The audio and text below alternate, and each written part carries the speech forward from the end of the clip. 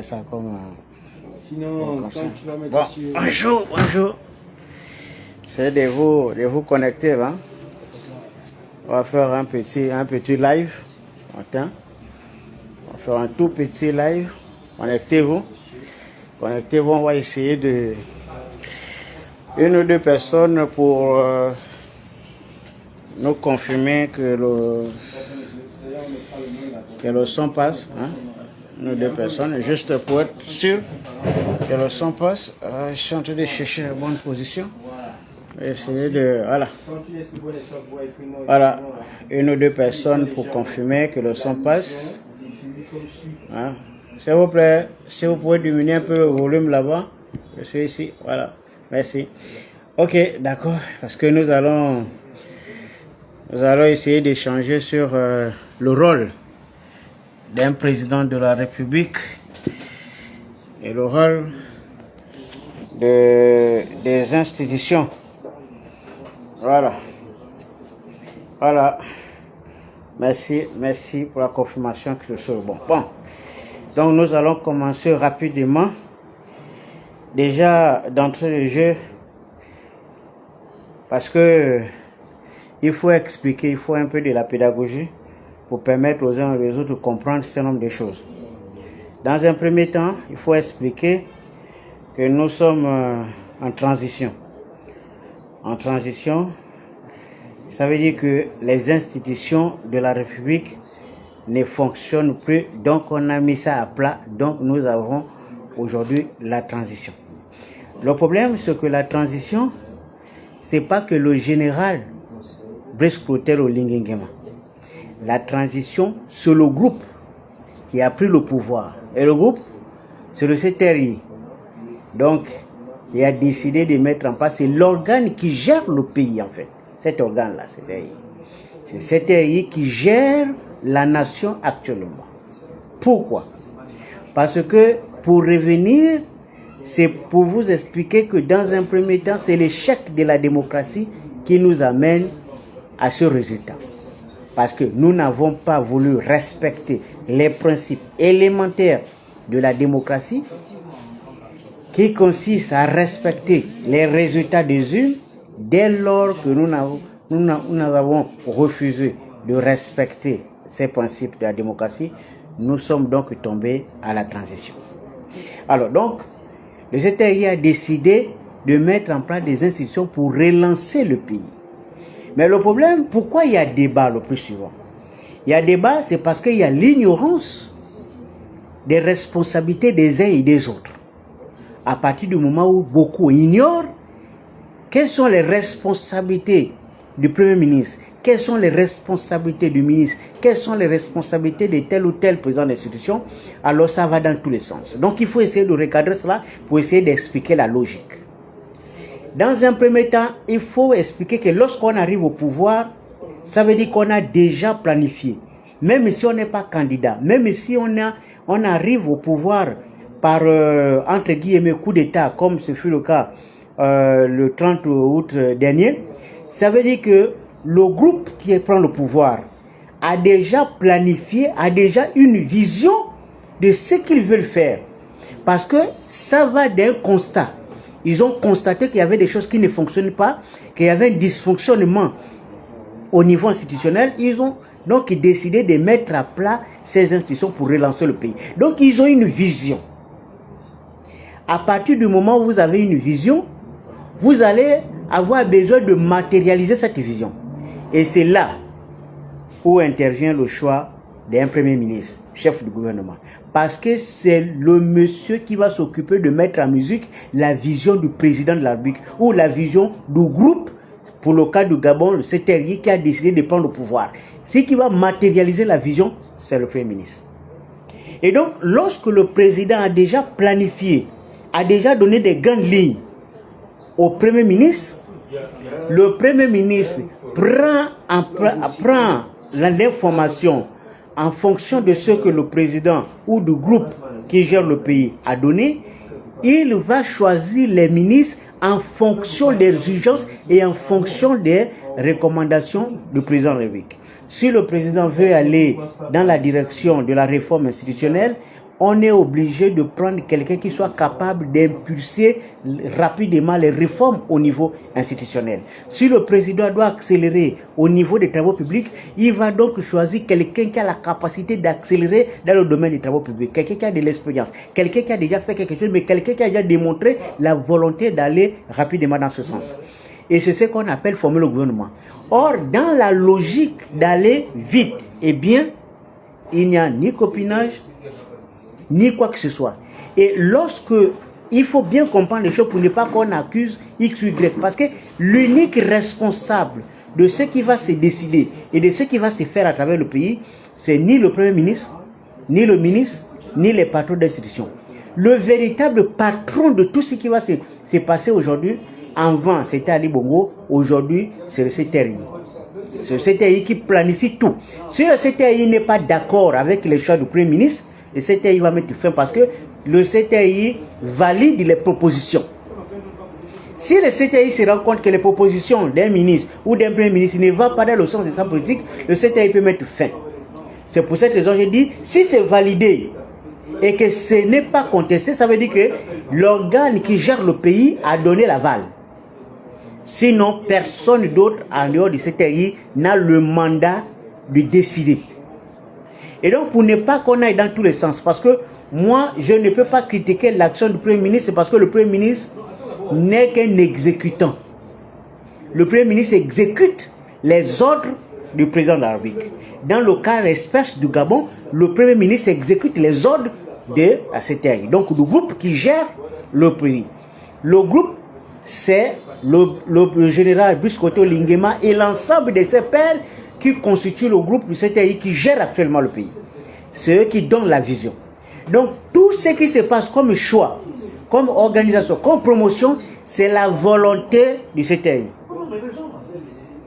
Le CTRI participe à cette volonté parce qu'en tant que gérant, en tant qu'unique responsable devant le peuple gabonais, c'est le CTRI qui prend la dernière décision. Et donc, pour ne pas perdre du temps, pour ne pas dans tous les sens, il faut se concentrer sur exactement sur ce qui est fait et comment est-ce que nous allons évoluer pour aller de l'avant. Le CTRI prend des décisions. Et lorsque le CTRI a pris des décisions et qu'il a pris le Premier ministre et qu'il a donné la vision au Premier ministre, le Premier ministre, à son tour, propose au président, donc au CTRI, les membres qu'il estime être capables de porter le projet du président. Le président prend connaissance et valide si le président estime que les éléments proposés vont dans le sens de sa vision. Et donc, si le gouvernement a été validé, ça veut dire que les éléments qui ont été choisis répondent à la vision du CTRI. Si les différentes institutions ont été validées, ça veut dire que les hommes choisis répondent à la vision du CTRI. Ce n'est pas le problème des individus, c'est un problème de politique et de vision. Le problème, c'est seulement voir dans quelle direction cette vision va nous amener. C'est tout, c'est ce que nous voulons. Et pour être beaucoup plus clair, on vous dit, lorsque le Premier ministre nomme les ministres, le Premier ministre a déjà des entretiens avec des ministres. Parce que dans la logique, dans le fonctionnement exact des institutions, le président définit les grandes lignes, le Premier ministre donne des orientations au gouvernement et le gouvernement exécute les orientations. Donc chaque ministre est capable, à l'heure actuelle, à ce moment, chaque ministre doit être capable de nous expliquer sa feuille de route. Où est-ce qu'il en est? Où est-ce qu'il va? À partir du moment où aucun membre du gouvernement, si les membres du gouvernement n'ont pas expliqué, ça veut dire qu'ils n'ont pas reçu la bonne information, ça veut dire certainement qu'ils n'ont pas encore commencé le travail. Normalement, en temps normal, dans un pays, parce que c'est le nôtre, en temps normal, tout doit déjà être en musique. À partir du moment où on a un gouvernement, un président de la République, ou encore une structure qui gère le pays, et ensuite les différentes institutions, on est censé avoir déjà, excusez-moi, c'est les appels, on est censé avoir déjà presque le début clair des choses. Donc, à l'heure actuelle, on est capable d'avoir une idée claire sur la direction de chaque ministre sur le tempo et surtout sur la vitesse avec laquelle les ministres vont accélérer les chantiers. Et donc, moi, je voulais juste éclaircir à partir de ce moment pour vous dire, la vision, lorsqu'un président est élu, la première des choses que le président fait, parce qu'il est élu sur la base d'un programme, c'est de choisir les hommes capables de matérialiser son programme. C'est sur la base de son programme qu'il nomme un premier ministre qui répond à ses propres critères. C'est dans la base de son projet et de sa vision qu'il nomme les différents ministres pour animer sa politique. Pour animer sa politique, excusez-moi, c'est là une personne qui n'est pas connectée, qui ne fait que m'appeler, pour animer sa politique.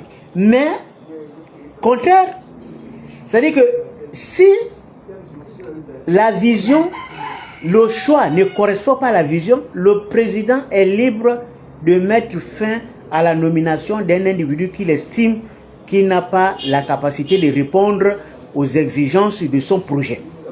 Et donc, le responsable, c'est le président de la République. C'est lui qui est responsable devant les institutions et devant le peuple gabonais. Parce que c'est à lui que revient la dernière des décisions. Et donc, les choix, les choix sont basés sur la vision de celui qui gère. Et donc, il ne faut pas qu'on passe autant à contester les visions. Moi, pour moi, je vais du principe que même si on recouvre 20, 40 personnes d'une même ethnie, 50 personnes d'une même province, là n'est pas le problème. Le problème, c'est qu'il faut qu'on vous explique pourquoi on a choisi ces derniers. Sur la base de quoi ils ont été choisis. Et pour réaliser quel projet ils ont été choisis. À partir du moment où c'est clair, au moins les gens peuvent vous comprendre. Mais si on se rend compte qu'en réalité, ils ne sont pas nommés sur la base d'un projet et qu'ils ne vont réaliser aucun projet, à partir de ce moment, on peut contester les nominations. Mais pour le moment, c'est un peu trop tôt.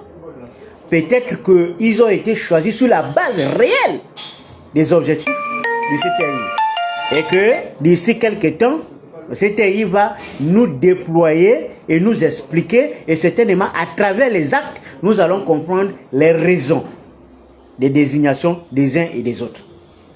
Mais nous, on a la responsabilité quand même de profiter de l'occasion pour donner au CTI les manquements sur le terrain. Par exemple, moi, je viens de la province, je sors tout fraîchement de la province de Logololo, où j'ai constaté certains problèmes sur le terrain, les dysfonctionnements. Par exemple, nous parlons de la CLAMGS, par exemple. La CLAMGS, on sait qu'il y a eu des problèmes de détournement au sein de la CLAMGS.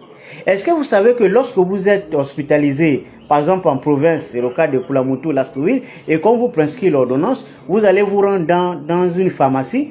Si la pharmacie n'a pas de médicaments, en règle générale, on a un problème dans notre pays. Les médecins ne mettent pas leur numéro sur le cachet de l'ordonnance. Donc, les ordonnances, là, il n'y a pas de numéro de médecin. Donc, quand vous allez en pharmacie et qu'on vous dit qu'il n'y a pas de produit, vous n'avez pas la possibilité de contacter le médecin pour demander si on peut vous changer le médicament pour donner son équivalent. Il faut prendre l'ordonnance, répartir à l'hôpital, et si vous n'avez pas la chance de jouer le médecin, il faut revenir le lendemain alors que vous êtes malade. Or, en temps normal, chaque ordonnance doit avoir le numéro du médecin. Comme ça, quand vous allez en pharmacie, le pharmacien peut appeler le médecin pour dire le médicament que vous avez prescrit à tel malade n'est pas disponible. Est-ce qu'on peut changer? Mais comme le médecin reste souvent avec l'exemple de la facture, le médecin peut se référer en disant bon, pour tel malade, vous pouvez changer tel médicament. Et on va sauver des vies. Parce que moi, je vous dis, il y a eu des décès parce que simplement, il n'y a pas de médicaments disponibles. Or, avec les problèmes liés au transport, il est difficile d'acheminer les médicaments à l'intérieur du pays. C'est connu. Et ce sont des problèmes qui concernent la nation. C'est des problèmes qu'on peut inscrire dans l'ordre des urgences. La question aujourd'hui, c'est de voir à quel niveau se trouve la vitesse d'exécution du ministre de la Santé, par exemple. Il faut que chacun, selon ses responsabilités, essaye de nous donner une idée. Et de là, on a rencontré un jeune homme qui cultive justement là-bas. On ne sait pas à quelle vitesse le ministre de l'Agriculture va donner le ton et la musique.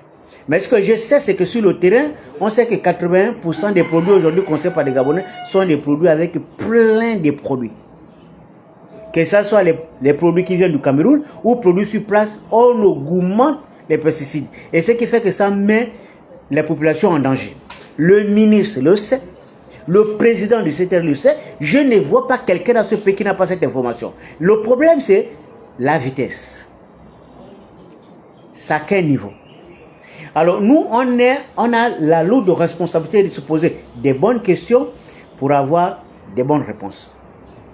La question n'est donc pas au niveau de qui on nomme, c'est surtout pourquoi on nomme et pourquoi faire.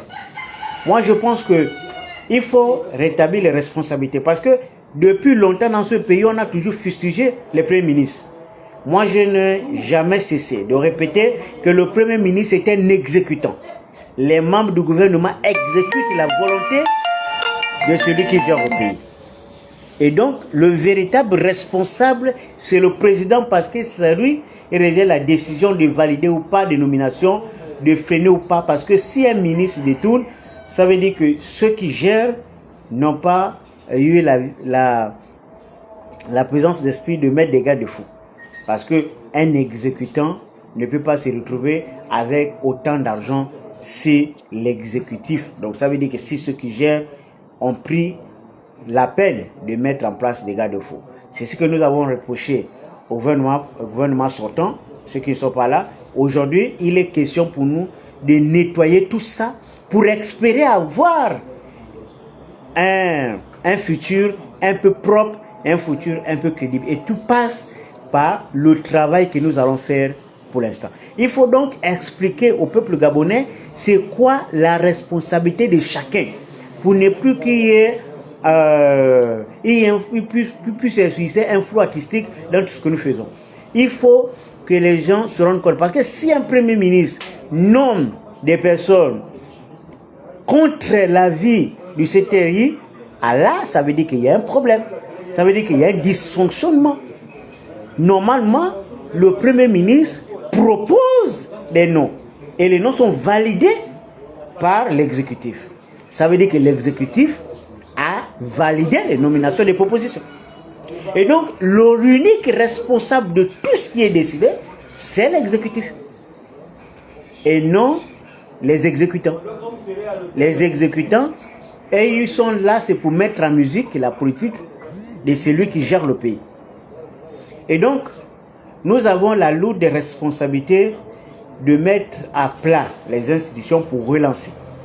Et ce qui est un peu désolant, et là, je veux quand même exprimer ma déception, c'est que nous avons des institutions dans ce pays qui sont quand même reconnues comme étant des institutions soit dans le domaine du social, soit dans le domaine de la politique. Je vais prendre deux exemples. Le Conseil économique et social et environnemental, je ne sais pas trop quoi. Et il y a le Conseil national de la démocratie. Prenons ces deux institutions. Le Conseil national, le Conseil économique et social et environnemental a pour responsabilité, parce que c'est l'organe par excellence, c'est l'institution du social, qui sont là pour animer, parce que pour le moment, ce n'est qu'une chambre de consultation. On consulte simplement parce qu'ils n'ont pas le pouvoir. Mais c'est animé par les acteurs de la vie sociale. Donc les acteurs de la société civile, normalement, ils devaient gérer cette chambre.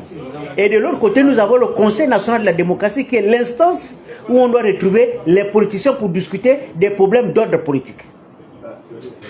Mais si la politique est à la fois domine le monde du social, domine le monde de la politique, à partir de ce moment, on ne critique pas les choix, mais on peut simplement constater qu'il y a peut-être un tout petit souci. Parce que lorsque on constate que les acteurs de la société civile, Georges Paga par exemple, à Minato, se retrouvent des simples secrétaires, alors qu'il y a les politiques devant, dans une chambre censée être le reflet de la société civile, et que de l'autre côté, on va certainement retrouver les mêmes politiciens au Conseil national de la démocratie. Bon, ça, on s'interroge un peu. Mais quand cela n'était, nous sommes dans la dynamique, on espère que les choses vont prendre une autre connotation, que les choses vont aller dans une autre direction. De toutes les façons, les choses sont déjà lancées.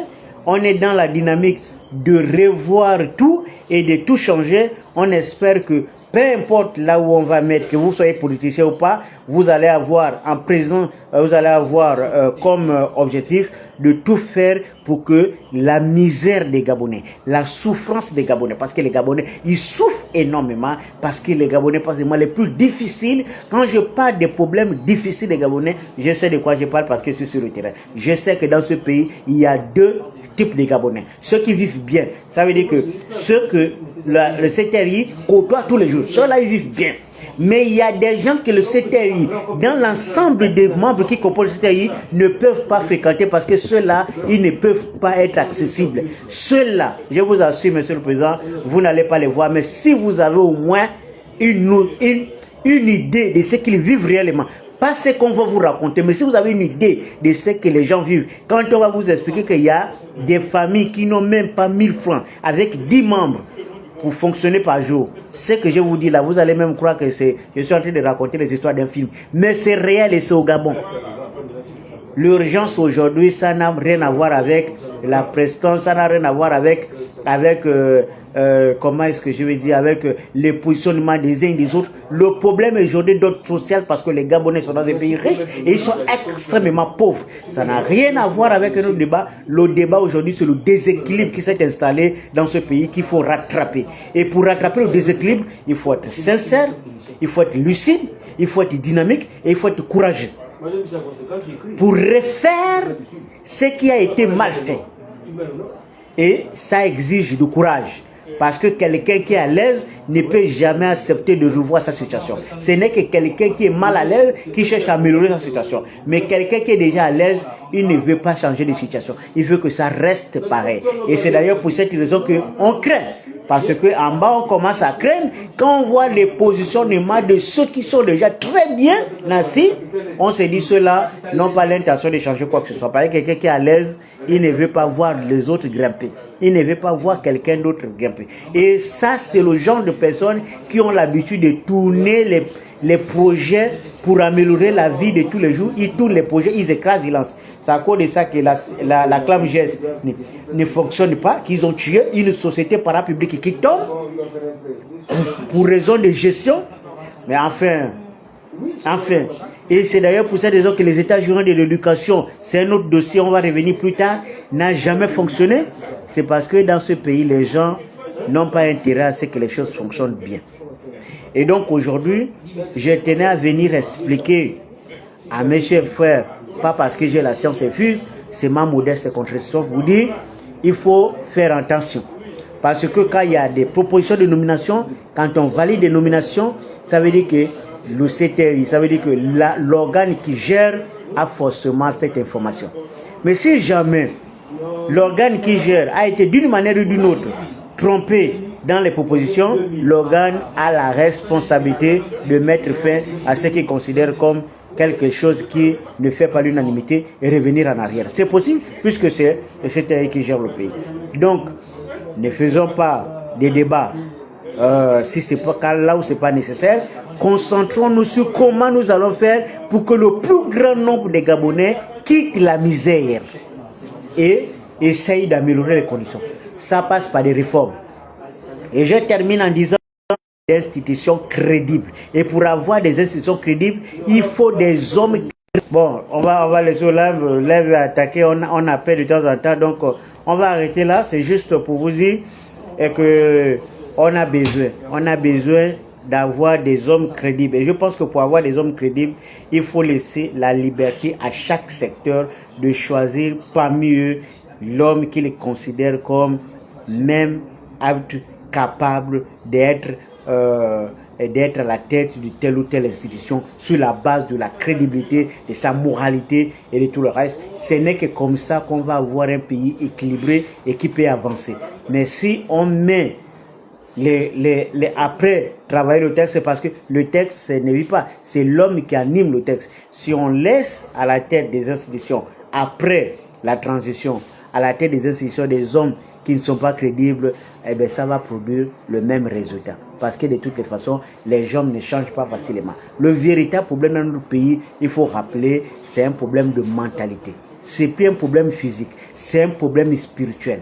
Parce que les gens qui sont à la tête des institutions, quelqu'un qui sait que les hommes souffrent et qu'il fait comme si les hommes ne souffraient pas, ce n'est pas un homme physique.